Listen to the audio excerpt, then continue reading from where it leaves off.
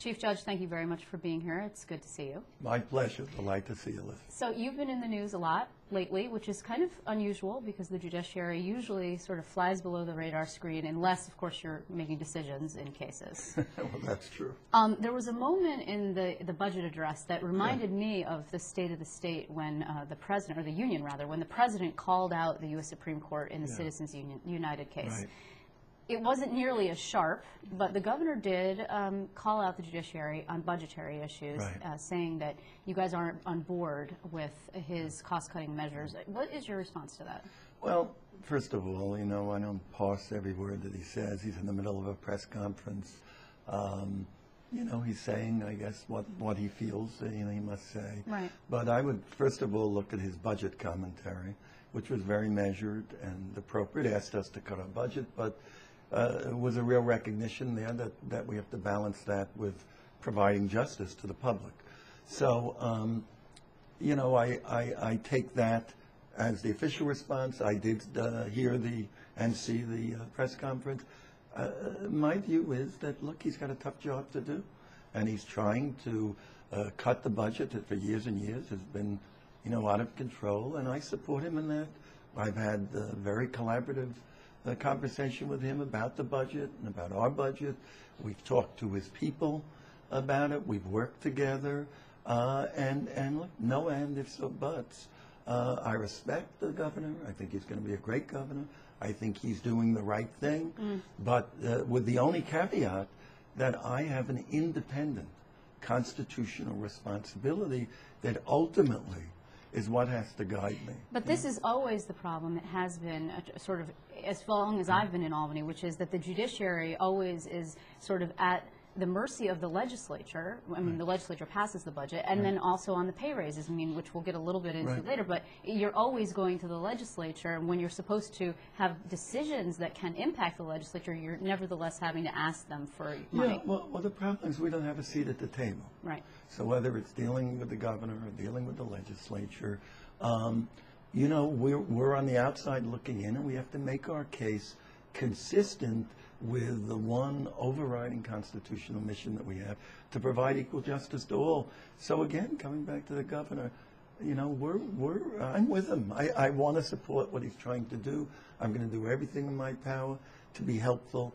But again, we have to keep the courts open, and we have to meet our constitutional responsibilities. So what you did submit was just over $2.9 billion. That's almost a 2% or $50 million increase from last year. I don't think that's true. Our budget, if you take away the fringes and the pension, which the executive and the legislative branches all put in a different category, we have an actual negative operating budget, an actual reduction, which we did through a lot of hard work, holding a lot of vacancies. The court system doesn't have a lot of programs that we can cut. All we have is people, and we lost a tremendous amount of people in early retirement, and we're still down about 5, 6, 7% that we're not filling those positions. And yet the caseload has not reduced. The caseload has vastly increased. So what I'm saying is, over time, where you have a sharp increase in the caseload, you have virtually no increase in judges, a very small increase in non-judicial personnel, over that time, we have a problem. We have to treat every case that comes in. I can't say, it's Tuesday, I don't have money, so I can't do criminal cases. Can't do it. So that's what this is all about, that we have to keep the doors of our courts open. We have to provide, foster justice for all in this state. And our budget, I think we've done a very good job of and again, with all of these increases, to keeping the budget actually negative on an operating basis. And again, we're going to be totally cooperative with the executive, with the legislature, within the bounds of meeting our obligations. But you're not going to revisit your budget, in other words, or will you revisit your budget? This is what the budget process is about. Okay. In other words, what happens is it's just beginning. It begins today. So it's possible you could reduce even further? We're going to talk to the legislature and to the governor, and we are absolutely have every intention of being a good partner in government. We're going to do everything we can, but we can't violate our constitutional oath. You took a hit in the Post, actually, which has done a story. I'm just their words, not mine, about the judge's hotel that is being built at the top of the Court of Appeals. I think it's silly. This is a project that was first proposed in the 2005-2006 budget that was fully approved by the legislature, that has to do with the city and county of Albany having an old building that's a landmark building that was falling apart, that was an eyesore in the middle of the Capitol. There are no new monies in this year's budget. So it's all approved prior. This money is all approved at a different time in a different era, not in the middle of financial crisis. But how much is it all told? It's an entire renovation project with, on the top floor, the issue You're talking about like 10% of the building, small little rooms. Right. Not apartments, little rooms with very little square footage, like 275 square feet for each little room and living space, representing maybe 10% of the building. That's not the heart of this project. And it wasn't, and we didn't go into this project just to see, gee, where can the Court of Appeals expand into? It was rather a situation where, again, the city, the county of Albany were very anxious for us to take this building, a landmark building, to have it restored. And again, the legislature and everybody else supported us. This hasn't been a hush-hush project. This is something, been articles in the newspapers over the years, none of them critical. And now, in the middle of the crisis, to after the fact come in and say, gee, you should have known in 2005, 2006, is kind of silly. Well, but they think that it's too posh, apparently. It's not posh. Believe me, I'm telling you that you're talking about 275 square feet of living space. So when it's done, will we be able to see it? Well, now there are security issues. Well, you can come and see it. Okay. I guarantee you, I'll personally take you to see it. Oh, that's going to be fun. But it's not posh, and it's in no way a luxury space, and that's not what the building is all about. Okay, so back to this issue of the judiciary and the legislative branches. You had to go to the legislature, and actually it was a big win for you, or you saw it as a win, when you got the legislature to sign off and finally decouple legislative pay raises from judicial pay raises, traditionally linked, and so really difficult because there had been no pay raises since 1999 for either state lawmakers or judges, and then that's not commensurate with other states, so it's difficult to get people to come in and like last in the country. Right. So this commission was supposed to, is going to now review pay raises. There had been legal action about this by judges. They were suing over it.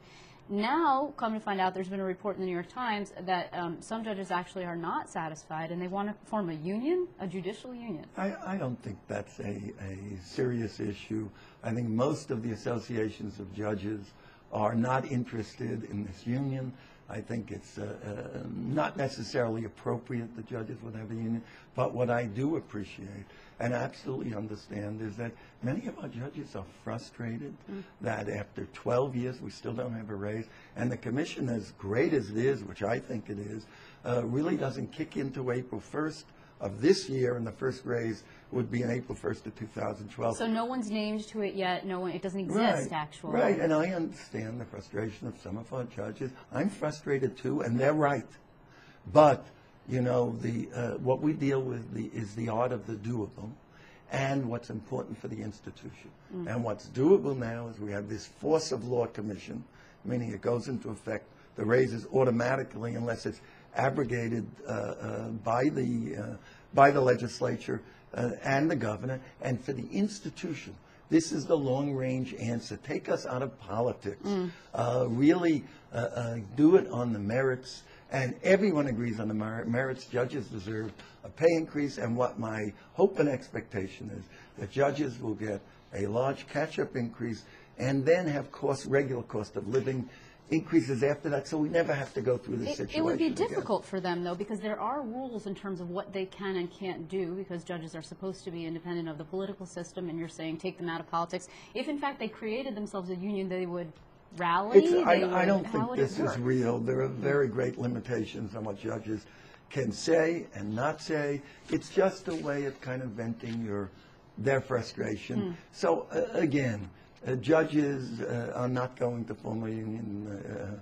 You know, I don't think that's a real issue. It's a way of saying, gee, we're upset that after all these years, we haven't a pay increase. And you know what? You know, everyone should be upset because it doesn't do the state of New York any good when we don't have a functioning judicial system that rivals that in other states.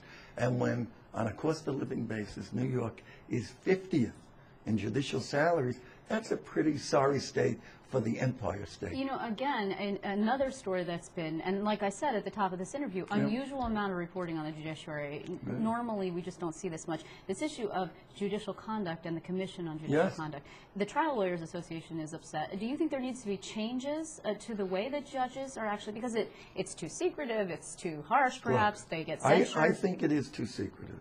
I've supported for many years making the hearings of the particular judge before the Conduct Commission open to the public after charges are brought. And I fully support that. It's like a trial for judges? Is that how it would be? Yeah, and the public should see, and that it shouldn't be a secret. But there have been other proposals that we're all taking a look at that come out of the New York County lawyers and the State Bar Association. Right. One of them that I'm interested in, I think there are arguments both ways, as to whether the Commission should have an intermediate sanction, such as a suspension for a period of time, rather than just removal or censure or admonition. That's something that I think we all ought to look at. But in general, I think the system works well. Could it use a little fine-tuning? Absolutely. And in particular, I would open the hearings to the public at the point the charges are brought. Because censure and admonition, while it means something to the legal community, it probably is embarrassing to judges. I don't think people who go and stand before a judge who are already frightened to begin with, it doesn't mean anything. That's why I think we ought to look at an intermediate sanction. Right. And there are arguments both ways. Judges, good government groups have very different views of it, you know, within each constituency. But you know, I think that might be something worth looking at. And these other pieces that they're suggesting, we'll take a look at it. But I think in general, the system works well. Some people say it's too lenient. Some people say it's too harsh. But I think what is the case is maybe it's a little too secretive. The final decision rests with you in changing that? No. How does final this, decision would rest either with a constitutional amendment or with the legislature. But these are proposals. Okay. Just in parting, you're about to deliver the annual State of the Judiciary. You spoke in the beginning when you first came on, actually, about greater representation for the poor when it comes to legal aid and legal representation. Are you again going to be focused on that, or what will your focus be? Without question, I'll be talking about civil legal services for the poor, particularly in terms of, again, as we talked about at the beginning, fulfilling our constitutional mission, nothing more important than equal justice. Indigent defense, which is defense in criminal cases, where I'm the head of a new board passed by the legislature to oversee that. Foreclosures we'll be talking about. You know, lots of areas in terms of, again, the things that we think we need to do to meet our mission. I'll be talking a little bit about the budget, too. Oh, that'll be interesting. Might you touch on the issue of alternative incarceration? Because with this idea that there are 3,500 beds that are going unused in prisons, according to the governor, and the idea that he wants to right-size, quote-unquote, the system, there are some people who say maybe we should increase alternatives. I'll be talking specifically about that in relation to juvenile justice, which the governor, as you noticed, in his State of the State, talked about closing the prisons upstate, the juvenile detention facilities, and we'll be talking about that because that's an area that I think needs a total rethinking in terms of how we deal with juvenile justice. And you support that concept, or might you support Mayor Bloomberg's effort? I support alternatives totally, without getting into who owns the facility, that to send these kids up to these detention facilities takes kids and turns them into hardened criminals. They're high schools for crime. They're horrible places. Family court judges, only as the absolute last resort, would send any child to one of these facilities. Well, we will be looking for that one day. What day is this again? Tuesday of next week. Okay, very good. And we will be bringing more to the viewers on that. Chief Judge, I want to thank you very much. It's good to see you. My pleasure. Always, Liz. Thanks so much.